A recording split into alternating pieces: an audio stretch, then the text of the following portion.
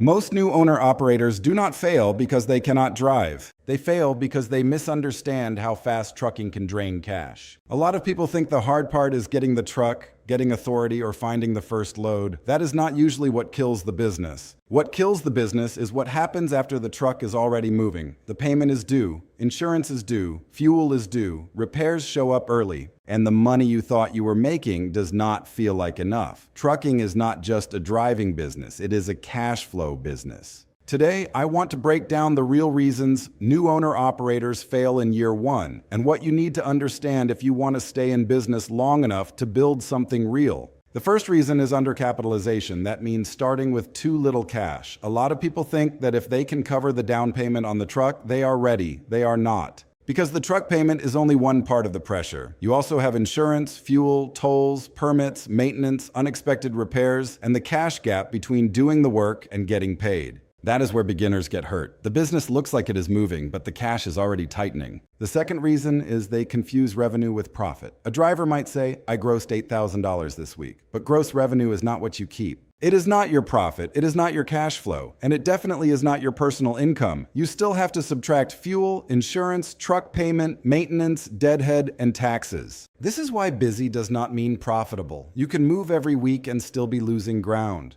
The third reason is weak cash flow management. A lot of new owner-operators think, if the load pays well, I'm fine. But the problem is not only what the load pays. The problem is when the money arrives. Your costs are immediate. Fuel is now, insurance is now, the truck payment is now, repairs are now. But your load might pay in 15 days, 30 days, or even longer if paperwork gets delayed. So even if a load is profitable on paper, the business can still feel broke in the bank. That is when people start making desperate moves. They take cheap freight just to keep moving. They overuse factoring without understanding the margin loss. They stop setting money aside, and the business starts becoming fragile. The fourth reason is they do not know their real numbers. If you do not know your cost per mile, your fixed monthly costs, and your minimum cash requirement, then you are not really choosing loads. You are guessing. And trucking punishes guessing fast. Without those numbers, the business becomes emotional. And emotional trucking businesses usually become expensive trucking businesses. The fifth reason is they underestimate maintenance and downtime. A breakdown is not just a repair bill. It is a double hit. You lose money going out, and you lose money not coming in. That is why maintenance reserve matters so much. If you do not plan for repairs and downtime, one bad week can break the entire operation. So, if you want the honest answer to why most new owner-operators fail in year one, here it is. They start with too little cash. They misunderstand profit. They lose control of cash flow. They do not know their numbers, and they underestimate downtime. That is exactly why tools like FleetSpark OS matter. FleetSpark OS helps owner-operators see the business more clearly, understand the money, and make better decisions before pressure turns into panic. If you want to make it through year one, stop asking only how to get started. Start asking how the business survives once it starts moving. If this is the kind of trucking content you want more of, subscribe. And in the next video, we are going to break down how much money you actually need to start trucking without putting yourself in a dangerous position from day one.